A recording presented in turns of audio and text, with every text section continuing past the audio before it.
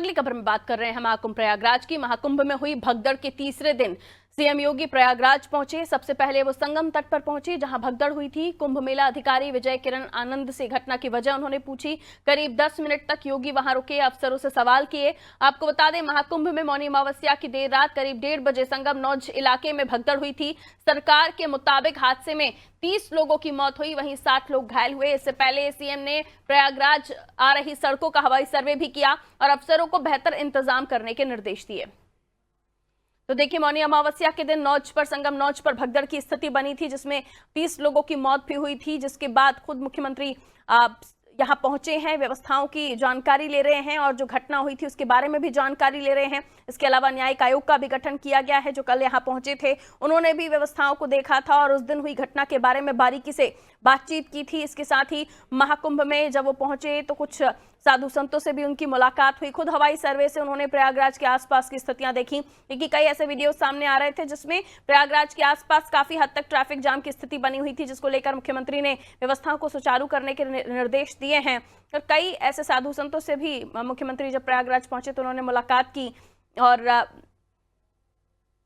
कुंभ में हुई घटना के बारे में भी अफसरों से पूछा है, पूछताछ की है और खुद दोबारा से वो अफसरों को हिदायत देते हुए, निर्देशित करते हुए नजर आए कि दोबारा ऐसा कुछ ना हो, इसलिए व्यवस्थाएं दुरुस्त की। अधिकारियों को भी बदला गया। तो वहीं जब न्यायिक जांच आयोग की टीम पहुंची तो उन्होंने भी कई अफसरों से बातचीत की थी।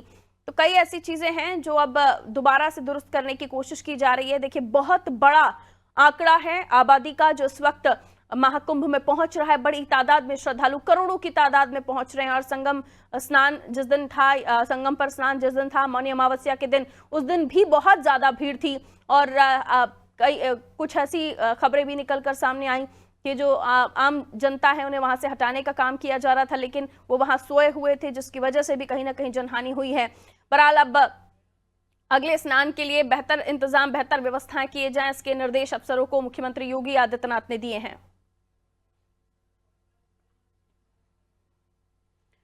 और चलिए, मुख्यमंत्री योगी आदित्यनाथ महाकुंभ में पहुंचे हैं जहां उन्होंने मौनी अमावस्या के दिन हुई घटना को लेकर जानकारी भी ली है। पवन हमारे सहयोगी हमारे साथ जुड़ रहे हैं, उनसे हम और भी जानकारी ले लेते हैं। पवन, क्या कुछ वहां पर जब हुआ, मुख्यमंत्री योगी आदित्यनाथ पहुंचे, अफसरों से मुलाकात की, साधु संतों से मुलाकात की और खुद वो जो हवाई सर्वे है वो करते हुए नजर आए कि कहां किस तरह की स्थिति बनी हुई है, क्या कुछ वहां पर परिस्थितियां रही? पवन।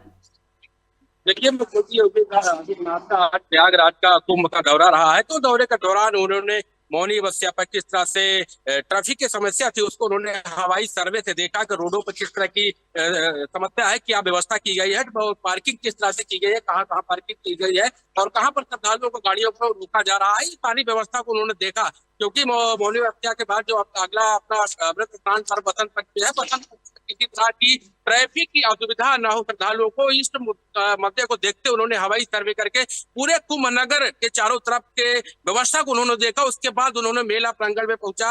वहां पर पहुंचने के बाद घटनास्थल पे भी पहुंचा, वहां पे जायजा लिया कि किस तरह से यहाँ पे घटना घटी। जो मेला के अधिकारी है विजय किरण आनंद, उनसे उन्होंने घटना के बारे में सारी जानकारी ली। उसके बाद वहां पर 10 मिनट रुके और 10 मिनट रुकने के बाद वहां पर समीक्षा किया कि यहाँ पर जो भीड़ का नियंत्रण है, भीड़ का दबाव है, एक बार फ्रेम देखेंगे, कितनी की संख्या में यहाँ पर श्रद्धालु आ सकते हैं। इन सारी चीजों को देखने के बाद अधिकारियों को उन्होंने निर्देश दिया कि आने वाले पर्व पर किसी प्रकार की अनहोनी ना हो और श्रद्धालुओं को बेहतर से बेहतर सुविधा व्यवस्था, चाहे वो ट्रैफिक की हो, चाहे स्नान की हो, चाहे जिस तरह की व्यवस्थाएं हो, श्रद्धालुओं को व्यवस्था में कहीं किसी प्रकार की दिक्कत ना हो, इसका उन्होंने अधिकारियों को निर्देश दिया है। इसके बाद उन्होंने साधु संतों के आश्रम में पहुंचे हैं, शिविर में पहुंचे हैं, सतुआ बाबा संतोष महाराज जी के आश्रम में पहुंचे हैं, क्योंकि उनका वहां पर पट्टाभिषेक हुआ है। तो उस कार्यक्रम में भी उन्होंने सम्मिलित होकर श्री राम भद्राचार्य महाराज जी से उन्होंने आशीर्वाद लिया है और भी अधिकारियों को उन्होंने निर्देश दिए। बिल्कुल पवन, तो जाहिर सी बात है कि जब मुख्यमंत्री खुद मोर्चा संभालें तो व्यवस्थाएं और अधिकारियों में भी फुर्ती दिखाई देती है। लेकिन जब घटना हुई तो ये खबर आ रही थी कि जिन अधिकारियों की जिम्मेदारी थी उन्होंने अपनी जिम्मेदारियों का निर्वहन ठीक तरीके से नहीं किया है, उन पर भी कार्रवाई होगी। इसको लेकर कोई खबर सामने आ रही है, क्योंकि कुछ अधिकारियों की जिम्मेदारी भी बदली गई है। देखिए, अगर अधिकारियों की जिम्मेदारी की बात की जाए तो जितने भी अधिकारियों की ड्यूटी लगाई थी मेला में, उन्होंने पूरी निर्वहन के साथ, पूरी तत्परता के साथ ड्यूटी की है। लेकिन हादसा हुआ है, ये अनहोनी है, ये आकस्मिक घटना है, क्योंकि वहां पर श्रद्धालुओं का जो भीड़ थी वो काफी संख्या में पहुंच गई थी। काफी संख्या में पहुंचने के बाद श्रद्धालु जो है बैरिकेडिंग लांग करके संगम रोड पर पहुंचकर डुबकी लगाने का प्रयास किया, जिस वजह से बैरिकेडिंग की और एक अनहोनी की घटना घटी वहां पे, जिसमें अधिकारियों को उसमें दोषी नहीं ठहराया जा सकता है, क्योंकि अधिकारी लगातार प्रयास कर रहे थे, लगातार श्रद्धालुओं को समझा रहे थे जिस मार्ग से आने जाने के लिए आपको व्यवस्था दी गई उस मार्ग से आइए और संगम स्नान करिए, पुण्य की डुबकी लगाइए।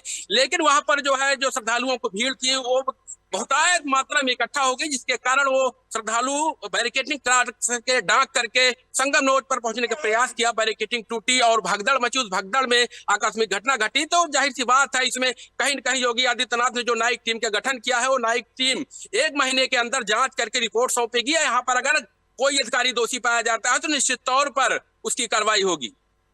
बहुत शुक्रिया पवन जानकारी देने के लिए। तो कोई भी अधिकारी अगर जिम्मेदार पाया जाता है तो निश्चित तौर पर कार्रवाई होगी, लेकिन न्यायिक जांच आयोग की टीम को रिपोर्ट देनी है, पूरी जानकारी देनी है। हालांकि उसका समय लंबा है, क्योंकि कहा जा रहा था न्यायिक जांच आयोग की टीम रिपोर्ट सौंपेगी, उसके बाद उनकी तरफ से जो सुझाव दिए जाते हैं उनको भी अमल में लाया जाएगा।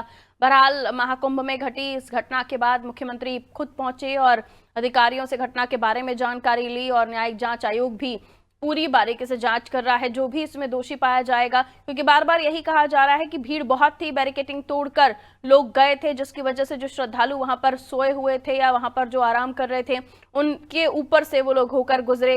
तो अलग अलग तरह के दावे किए जा रहे हैं। हालांकि वास्तविकता क्या है इसको लेकर जांच आयोग जांच कर रहा है।